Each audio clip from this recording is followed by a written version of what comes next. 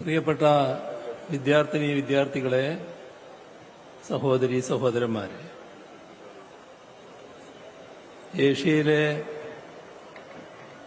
ഏറ്റവും വലിയ കലാമേളയായാണ് കേരള സ്കൂൾ കലോത്സവം അറിയപ്പെടുന്നത്. ആ കലോത്സവത്തിനാണ് ഇന്നിവിടെ തിരി തെളിയുന്നത്. നമ്മുടെ സംസ്ഥാനം 1956 രൂപം കൊണ്ടതിന് ശേഷമാണ് ആദ്യത്തെ സംസ്ഥാന കലോത്സവം നടക്കുന്നത്. അന്നതിന് യുവജനോത്സവം എന്നായിരുന്നു പേര്. എറണാകുളം SRV ഗേൾസ് ഹൈസ്കൂളിലായിരുന്നു ആദ്യ കലോത്സവം. ഒരു ദിവസം മാത്രമായിരുന്നു അന്നത്തെ കലോത്സവം. അതിൽ സ്കൂളുകളിൽ നിന്ന് നേരിട്ട് വന്ന 200 കുട്ടികളാണ് പങ്കെടുത്തത്. പിന്നീടാണ് സബ് ജില്ലാ മത്സരങ്ങൾക്ക് ശേഷം കുട്ടികൾ എത്തുന്ന സ്ഥിതി ഉണ്ടായത്. 1975 മോഹിനിയാട്ടം, കഥകളി, സംഗീതം, അക്ഷരശ്ലോകം തുടങ്ങിയവ ഉൾപ്പെടുത്തി കലോത്സവം കുറെ കൂടി വികസിപ്പിച്ചു. 2009 മുതലാണ് കേരള സ്കൂൾ കലോത്സവം എന്ന പേരിൽ ഇതറിയപ്പെടാൻ തുടങ്ങിയത്. 70 വർഷം കൊണ്ട് ഈ മേളക്ക് വന്ന മാറ്റം അമ്പരപ്പിക്കുന്നതാണ്. 56 200 മത്സരാർത്ഥികൾ ഇന്ന് 14,000-ത്തിലധികമായിരിക്കുന്നു. ഒരു പരാതിക്കും ഇട നൽകാതെയാണ് ഇപ്പോ കുറെ വർഷങ്ങളായി കലോത്സവം നടക്കുന്നത്. ഇത്തവണയും അതങ്ങനെയാവാൻ എല്ലാവരുടെയും സഹകരണം ഉണ്ടാവണമെന്നാണ് സ്വാഗത പ്രസംഗത്തിലൂടെ അഭ്യർത്ഥിച്ചത്. അതുണ്ടാകും എന്ന് പ്രതീക്ഷിക്കുന്നു. മനുഷ്യന് കിട്ടിയ അത്ഭുതകരമായ സിദ്ധിയാണ് കല.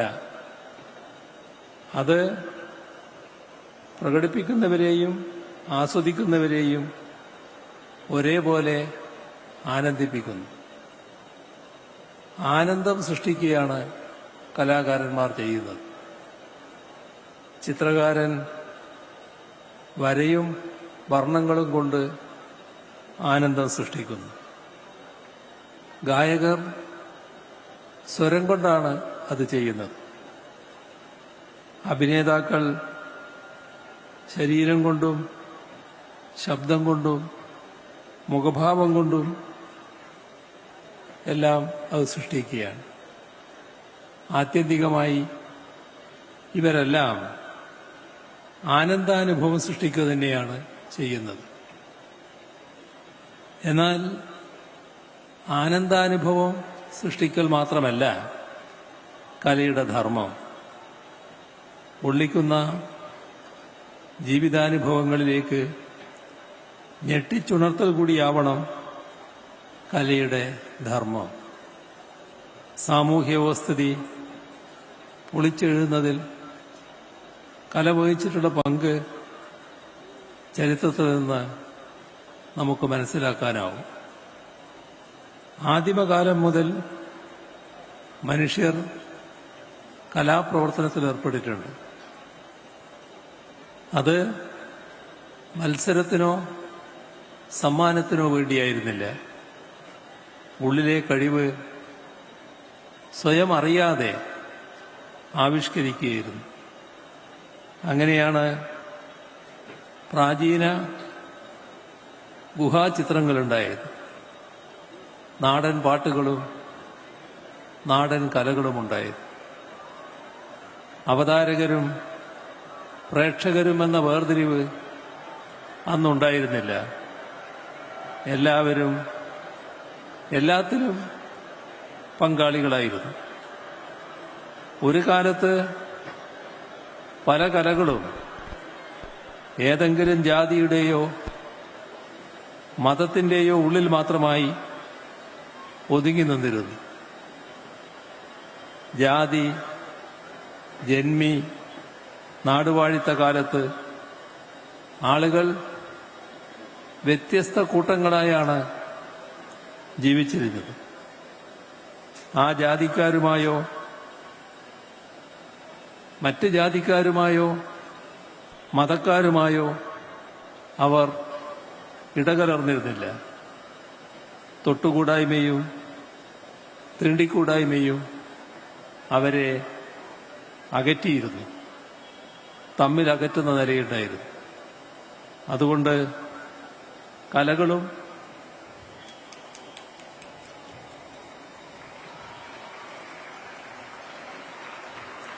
കലകളും അതത് സമുദായങ്ങളിൽ ഒതുങ്ങി. ഫ്യൂഡലിസം അവസാനിച്ച് ജനാധിപത്യത്തിലും മതാധിഷ്ഠിതത്തിലും അധിഷ്ഠിതമായ പുതിയ കാലം പിറന്നതോടെ കലകളുടെ സ്വഭാവത്തിൽ മാറ്റം വന്നു.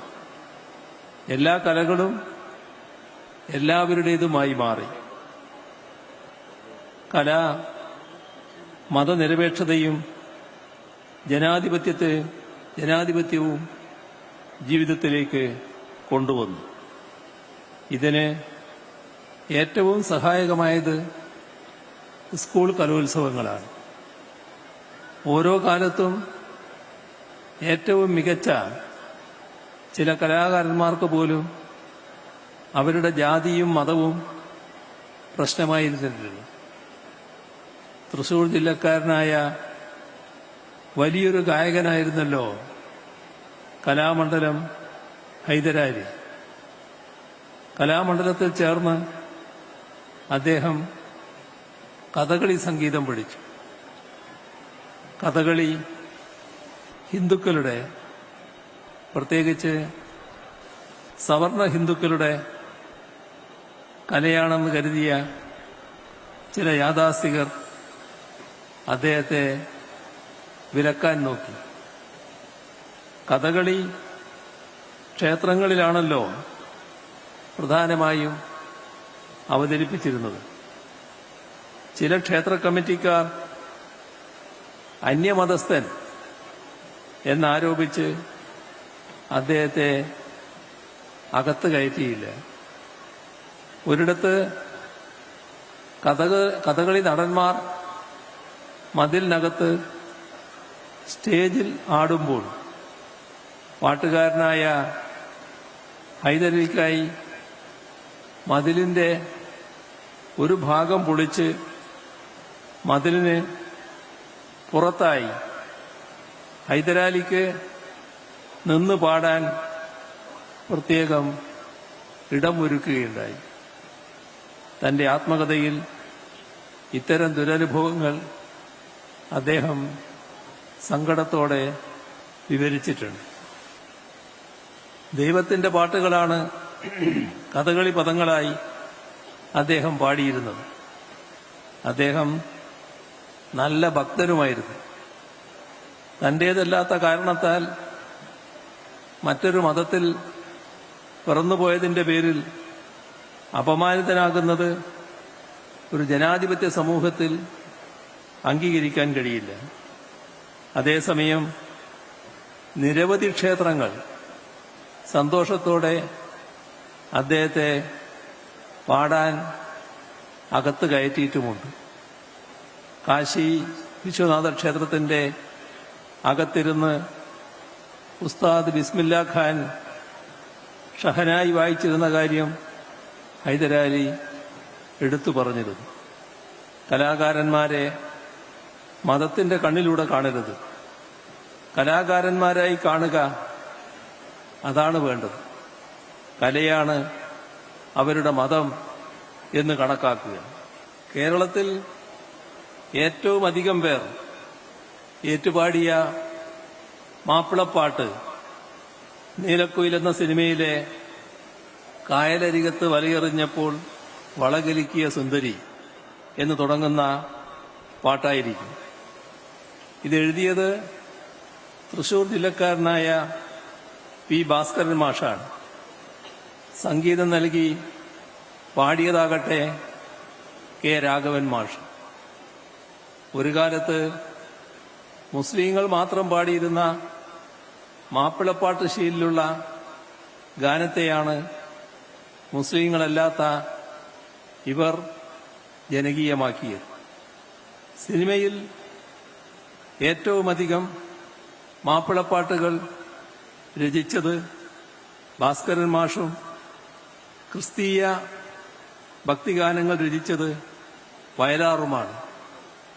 മറ്റ് മതക്കാരുടെ കൂടി അനുഭൂതികൾ സ്വാംശീകരിക്കാനുള്ള വിശാല മനസ്സാണ് നമ്മെ പരിഷ്കൃതരും സമ്പന്നരുമാക്കുന്നത്.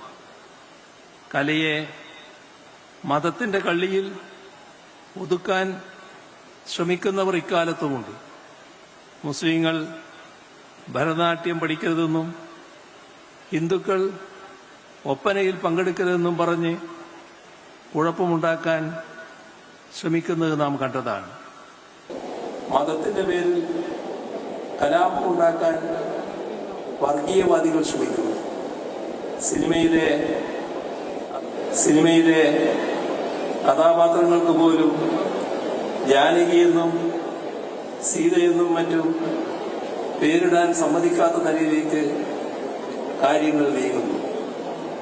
സമാധാനവും സന്തോഷവും ഇല്ലാതാക്കുന്ന ഇത്തരം കലാപകാരികളെ ചെറുത്തോൽപ്പിക്കാനുള്ള നല്ലൊരായുധം കൂടിയാണ് കല. അവരുടെ തെട്ടൂരങ്ങൾ കാറ്റിൽ പറത്തി പുതുതലമുറയിലെ പ്രതിഭാശാലികളായ നിങ്ങൾ ജാതിയോ മതമോ നോക്കാതെ കലകൾ അവതരിപ്പിക്കുക. കഥകളിയും മാപ്പിളപ്പാട്ടും ഒപ്പനയും മാർഗംകളിയും എല്ലാ മതത്തിലുംപ്പെട്ട കുട്ടികൾ ഒന്നിച്ചവതരിപ്പിക്കുന്ന നാടെന്ന പ്രത്യേകത നമുക്കുണ്ട്. കേരളത്തിന്റെ മഹത്തായ സംസ്കാരത്തിന്റെ ഭാഗമാണിത്. എക്കാലവും നമുക്ക് അത് ഉയർത്തിപ്പിടിക്കാൻ കഴിയണം. മനുഷ്യരെ തമ്മിലടിപ്പിക്കുന്ന എല്ലാ ഛിദ്ര ആശയങ്ങളെയും തള്ളിക്കളയാനും മനസ്സുകളെ ഒന്നിപ്പിക്കുന്ന കലയെ ഉയർത്തിപ്പിടിക്കാനും നിങ്ങൾക്ക് സാധിക്കട്ടെ. ഈ സ്കൂൾ കലാമേളയുടെ സന്ദേശം അതായിരിക്കട്ടെ. കലാമേളകളിൽ പങ്കെടുക്കുക എന്നതാണ് പ്രധാനം. സമ്മാനം കിട്ടുകയോ കിട്ടാതിരിക്കുകയോ ആവാം. പങ്കെടുക്കാൻ കഴിയുന്നു എന്നതിലാണ് സന്തോഷിക്കേണ്ടത്. അതിന്റെ ഭംഗിയെ മത്സരബുദ്ധി കെടുത്താതെ നോക്കണം. കുട്ടികളുടെ മാറ്റൊരുക്കലിൽ രക്ഷാകർത്താക്കൾ ഇടപെടാതിരിക്കാനും ശ്രദ്ധിക്കേണ്ടതുണ്ട്. കുട്ടികൾ അവരുടേതായ ലോകത്ത് വിഹരിക്കട്ടെ. കലോത്സവങ്ങളിൽ ഒന്നാം സമ്മാനം നേടിയവർ മാത്രമല്ല പിൽക്കാലത്ത് കലാരംഗത്ത് മഹാപ്രതിഭകളായി വളർന്നിട്ടുള്ളത്. 2ഉം 3ഉം സ്ഥാനങ്ങൾ കിട്ടിയവരും ഒന്നും കിട്ടാതിരുന്നവരും ഒക്കെ വലിയ പ്രതിഭകളായി പിൽക്കാലത്ത് ഉയർന്നു വന്ന ചരിത്രമാണ് ഇവിടെയുള്ളത്. അതായത് ഒരു മത്സരം ഒരാളുടെയും കഴിവിന്റെ ആത്യന്തികമായ ഉരക്കല്ലല്ല. കലയുടെ വലിയൊരു പ്രത്യേകത അതിന്റെ ആസ്വാദനം വ്യക്തിനിഷ്ഠമാണ് എന്നതാണ്. ഒരാൾക്ക് മികച്ചത് എന്ന് തോന്നുന്നത് മറ്റൊരാൾക്ക് മികച്ചതാണെന്ന് തോന്നണമെന്നില്ല. ഒരാൾക്ക് മോശമെന്ന് തോന്നുന്നത് മറ്റൊരാൾക്ക് മികച്ചത് എന്ന് തോന്നുകയും ചെയ്യാം. ജൂറിയുടെ തീർപ്പിനെ ഈ മനോഭാവത്തോടെ വേണം കാണാൻ. പ്രകടമായ ഏതെങ്കിലും ക്രമക്കേട് എവിടെയെങ്കിലും ഉണ്ടായാൽ അത് അപ്പീൽ വഴി പരിശോധിക്കാനുള്ള സംവിധാനം ഏർപ്പെടുത്തിയിട്ടുമുണ്ട്. മത്സരിക്കുന്നത് കുട്ടികളാണ്, രക്ഷിതാക്കളല്ല. ആ ഓർമ്മ വേണമെന്നതാണ് പൊതുവെ അഭ്യർത്ഥിക്കാനുള്ളത്. കുഞ്ഞുങ്ങളുടേത് ശുദ്ധമായ മനസ്സാണ്. അതിലേക്ക് കാലുഷ്യത്തിന്റെ കണിക പോലും കടക്കാതിരിക്കാൻ എല്ലാവരും ശ്രദ്ധിക്കണം. നല്ല മനുഷ്യരാക്കുക എന്നതാണ് കലയുടെ ധർമ്മം.